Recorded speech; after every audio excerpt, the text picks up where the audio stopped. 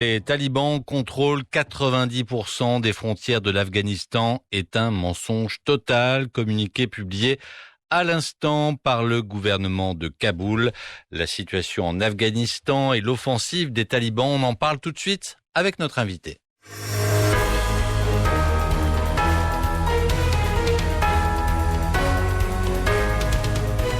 Bonjour Emmanuel Dupuis.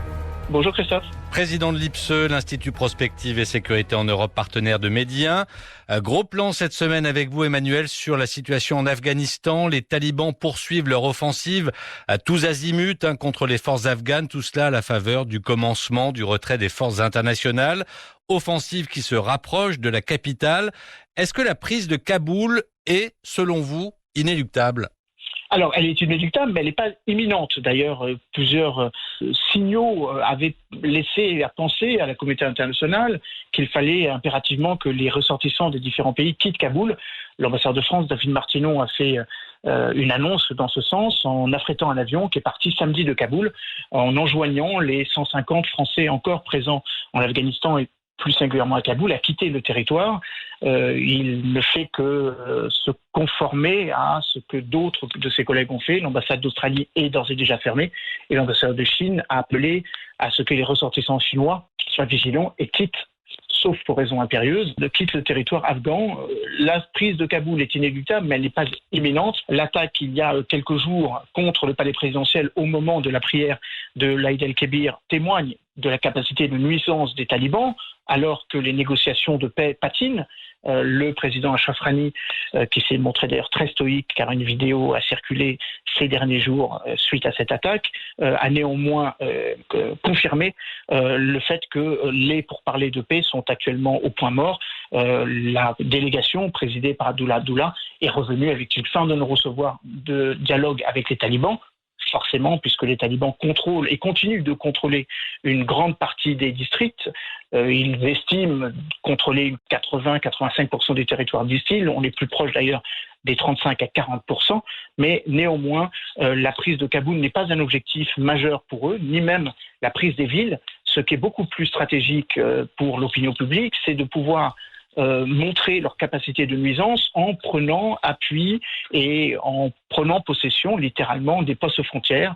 À l'heure où nous parlons, les talibans sont encore maîtres des principales routes de sortie du pays en direction du Tadjikistan, en direction de l'Ouzbékistan, du Turkménistan, de l'Iran et encore il y a quelques jours la prise de contrôle du poste frontière de Spin Boldak dans le Baloutchistan entre le Pakistan montre à quel point la stratégie des talibans est d'encercler les forces gouvernementales, de ne pas encore se focaliser sur Kaboul. Kaboul tombera politiquement, mais ne sera pas prise militairement. Alors on a un peu de mal à comprendre, Emmanuel Dupuis, pourquoi une offensive et en même temps des discussions inter-afghanes.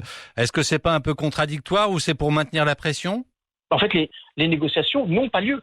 Les réunions qui ont été programmées durant les derniers mois, les réunions internationales, celles qui se sont déroulées à Moscou, se sont soldées par un échec. Celles qui devaient se tenir en Turquie en avril dernier n'ont pas eu lieu et celles qui devaient recommencer à Doha il y a de ça quelques jours, encore une fois, n'ont pas abouti. Donc il n'y a plus de négociation de paix, il y a plutôt une offensive militaire de la part des talibans sur un certain nombre de districts périphériques dans les principales zones que les talibans souhaitent contrôler, ou du moins souhaitent contrôler momentanément, car leur stratégie c'est de contrôler temporairement un certain nombre de territoires, les territoires autour de Kunduz, de la région de Balkh, du Faryab, du Badakhshan, évidemment autour de Kandahar et de Herat, mais leur stratégie et accessoirement leur capacité militaire leur interdit de maintenir totalement ou en permanence ces différents territoires. La meilleure preuve en est, c'est que les talibans prennent possession de ces territoires, de ces districts, ensuite en sont chassés par les forces armées, et d'une certaine façon, ce jeu de chat et la souris affaiblit et fragilise le mental des forces armées afghanes, et c'est précisément ce que veulent faire les talibans. On gagne du temps en négociant, on profite de la débâcle de la communauté internationale, il faut appeler un chat un chat. On va y venir. 3500 soldats américains qui devaient quitté pour le dernier d'entre eux le 11 septembre 2021, 20 ans après le 11 septembre, sont partis beaucoup plus vite que prévu. Vous évoquiez le fait que la communauté internationale a commencé son repli, la communauté internationale a quasiment fini son repli. Il n'y a plus un seul soldat italien, il n'y a plus un seul soldat allemand. Les Britanniques sont quasiment en train de terminer leur départ et les Américains partent plus tôt que prévu, donc on peut effectivement parler de débattre. Alors justement, 20 ans de présence militaire américaine notamment, pour quel bilan du coup? Parce que si effectivement les talibans reviennent en force, c'est clairement un échec. Alors c'est un échec qui a coûté humainement et financièrement des sommes absolument colossales. 1,5 trillion de dollars, 1500 milliards de dollars d'investissement depuis 20 ans. Et des vies humaines.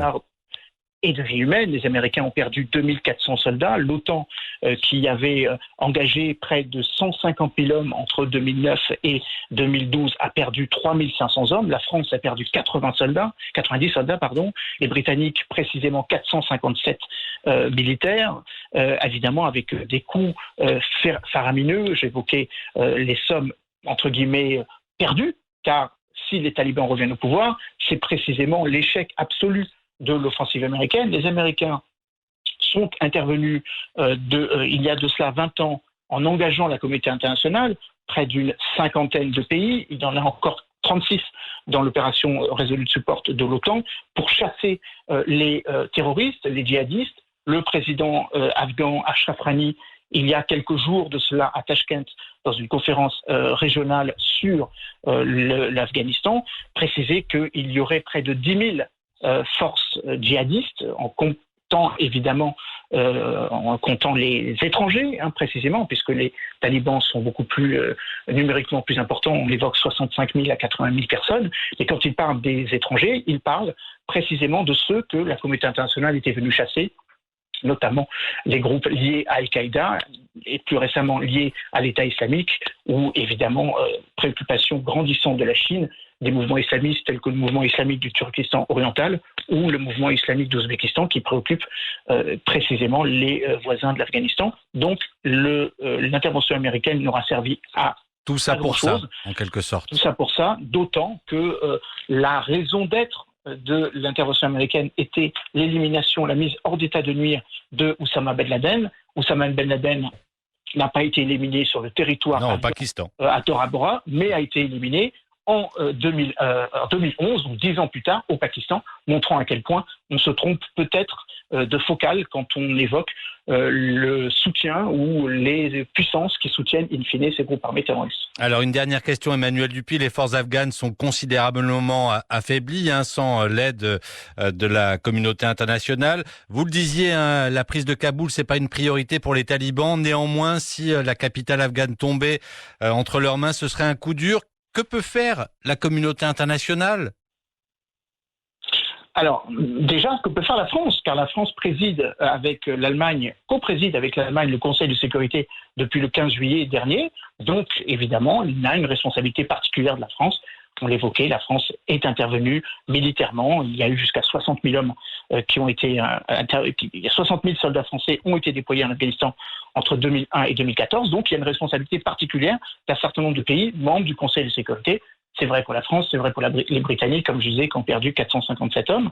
Et c'est également vrai, évidemment, des pays impliqués, d'une certaine manière, à un degré ou un autre, sur la question afghane. Je pense notamment à la Turquie, qui est le seul pays membre de l'OTAN qui a décidé de rester pour protéger l'aéroport de Kaboul. La communauté internationale ne peut pas faire grand-chose, si ce n'est de peut-être mettre un peu plus la pression sur les Américains qui, en partant plus vite que prévu, ou en partant tout court, ou en négociant partiellement avec les talibans, c'est-à-dire en partant du principe que la négociation était sans condition, car c'est cela dont il s'agit, un cessez-le-feu mais qui n'est pas appliqué, une rupture avec les groupes djihadistes internationaux, mais dont on voit bien que malgré tout, elle est une réalité, la libération des prisonniers faits par les talibans qui n'a jamais été effective alors que le gouvernement afghan a libéré 5 000 talibans. D'ailleurs, le président Ashraf Ghani a dit que c'était une erreur.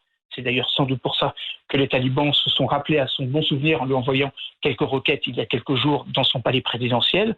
Bref, on a l'impression que les Américains veulent solder de tout compte leur présence en Afghanistan aux dépens de la population afghane qui, évidemment, craint absolument, au sens littéral du terme, un retour à une vie un peu obscurantiste qu'elle a connue entre 1996 et 2001, quand l'Afghanistan s'appelait l'Émirat islamique d'Afghanistan. C'est précisément ce que les talibans veulent recommencer à réinstaller quand ils prendront le pouvoir à Kaboul. Et c'est à croire que c'est une histoire sans fin. Merci beaucoup Emmanuel Dupuis d'avoir été avec nous. On se retrouve dans 2 semaines. Absolument.